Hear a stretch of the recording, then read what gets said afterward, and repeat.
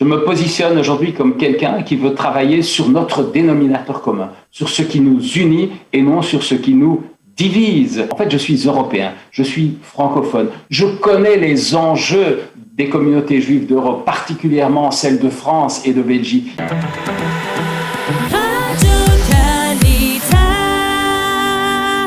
Nous avons le plaisir d'être en ligne, en Zoom, avec Roby Spiegel. Bonjour Roby, Boker Tov.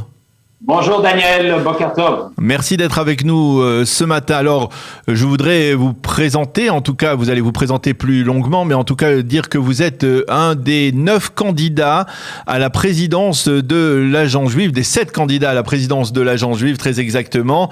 Il y en a beaucoup, ça fait déjà pas mal. Des candidats à la présidence de l'Agence juive, une élection qui se déroule, on va dire, un petit peu en catimini. Dans la presse israélienne, dans les médias, on n'en parle pas beaucoup, mais c'est important. Il faut désigner le président, le successeur au président de l'État Yitzhak Herzog, et cette procédure prend du temps, plus de temps que prévu apparemment. Alors vous êtes candidat, l'un des 7 candidats, et vous êtes le seul candidat francophone, et c'est à ce titre que nous vous avons sollicité. Alors on vous souhaite bien entendu bonne chance, et d'emblée on voudrait que vous vous présentiez, parce que je suppose que beaucoup de nos auditeurs ne vous connaissent pas encore. Merci Daniel. Alors, si vous me permettez, avant de parler de mon parcours et de mon implication au sein de la communauté juive de Belgique et d'Israël, j'aimerais vous faire part de l'origine de cette passion, qui en fait est bien plus qu'une passion. C'est une espèce de sentiment brûlant, une foi en la destinée du peuple juif et la conviction profonde qu'il s'agit de notre devoir de perpétuer l'enseignement de nos valeurs, de notre tradition, en fait, d'être le maillon fort de la chaîne de transmission du judaïsme. Et voilà d'où tout cela est parti. Quand je suis né, mon papa avait 45 ans. Mon papa était marié avant la guerre, avec une famille, et toute sa famille, quasi toute sa famille a été exterminée dans les camps. Ma maman également, à 23 ans, a été déportée en 1944 de Hongrie, où il a laissé à Auschwitz ses 2 petits-enfants. Et mon père me disait toujours, quand j'étais là dans les camps, jamais je n'aurais cru que je verrais un jour la création de l'État d'Israël. Et c'est donc à l'aune de cette histoire dramatique, mais histoire pleine d'espoir, qui prouve encore la résilience hors du commun de notre peuple, que j'ai pris cette conscience que nous ne pouvons plus jamais nous permettre de seconde Shoah, de ne perdre ne plus qu'une seule âme juive. Et tout cela a forgé l'idéal qui est le mien. Alors, voilà, ma volonté de me battre pour Israël, pour les communautés juives.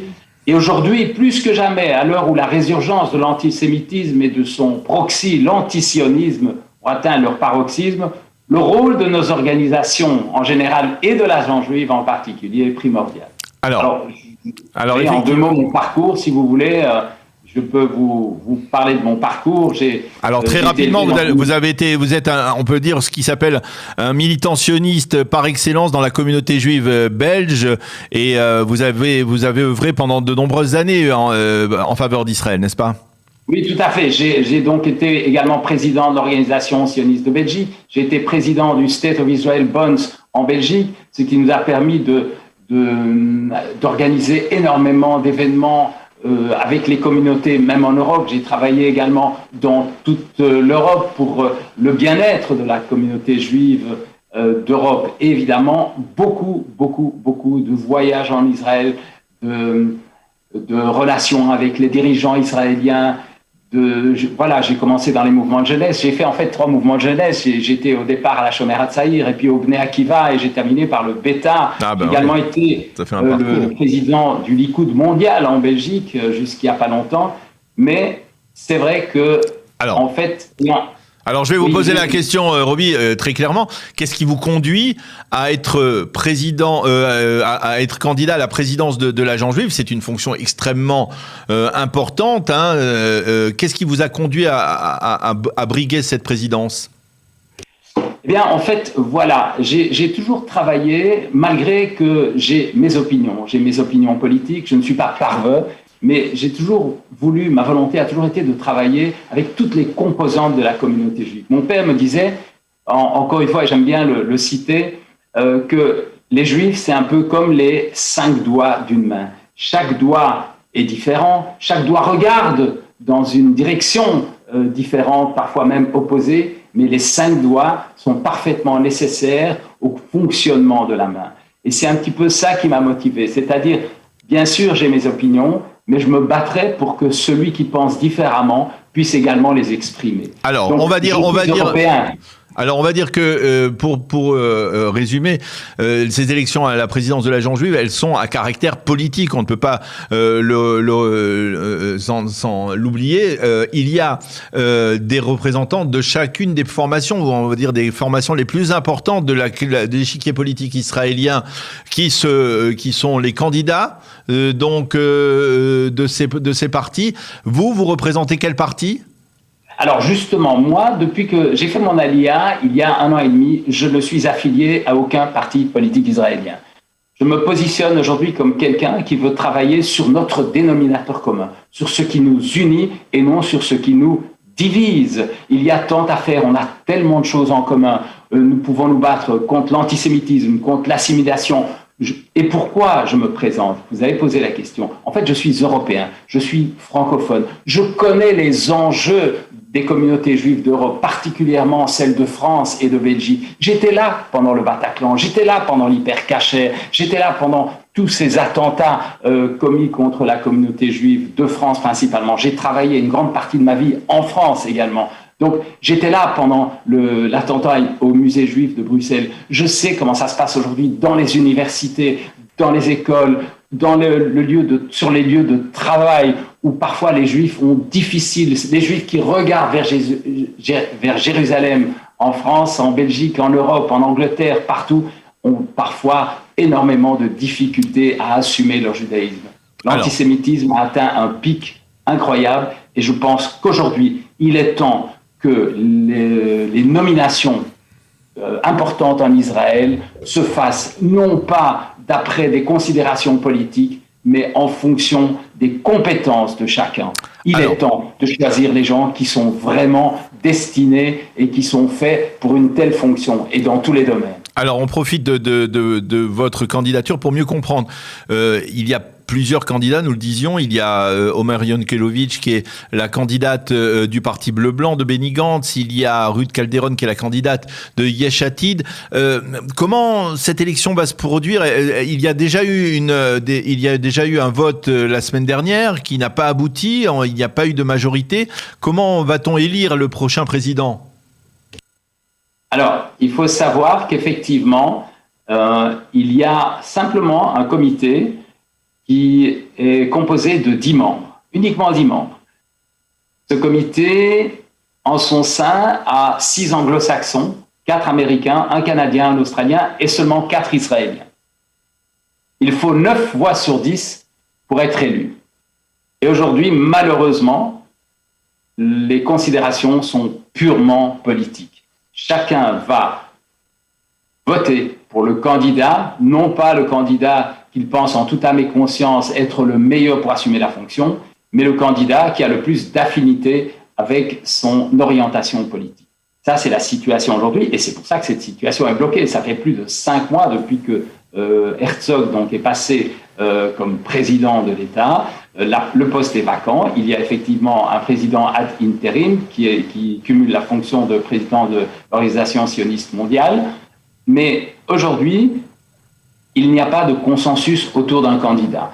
Et c'est pour cela que je trouve ça, en fait, dramatique. Personne, me semble-t-il, aujourd'hui réfléchit vraiment au candidat, non pas idéal en fonction de son appartenance politique, mais au candidat, logiquement, qui devrait être choisi pour ses compétences. Alors, vous me disiez, hors antenne, vous mentionnez qu'il y avait 4 représentants israéliens, il y a aussi 4 représentants américains, un représentant canadien, un représentant australien.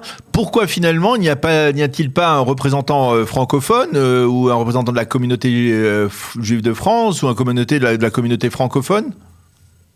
Alors, mieux que ça, non seulement il n'y a pas de francophones, mais il n'y a même pas d'Européens dans ce comité. Donc, il faut savoir effectivement que l'Agence juive a à son bord... L'Agence juive, ça est écrit en 1929. L'Agence juive, c'était le gouvernement d'Israël avant 1948. Alors, depuis la création de l'État, beaucoup de prérogatives nationales sont passées vers le gouvernement israélien, qui est en fait qui est la continuité, si vous voulez, de cette agence juive qui, elle, est la matrice de ce gouvernement israélien. Et par des considérations de vote, aussi d'argent, il faut le dire que c'est les communautés américaines qui ramènent le plus de budget à l'agence juive, il se fait que malheureusement, l'Europe est un petit peu oubliée dans cette noble institution.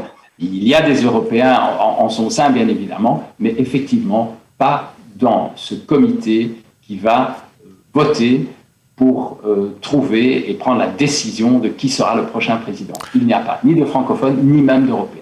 Ce qui ne vous avantage pas, il faut bien l'avouer. Est-ce qu'on a une idée plus ou moins claire du fait que la confrontation sera entre Omer Yankelevitch et Ruth Calderon, ou je me trompe?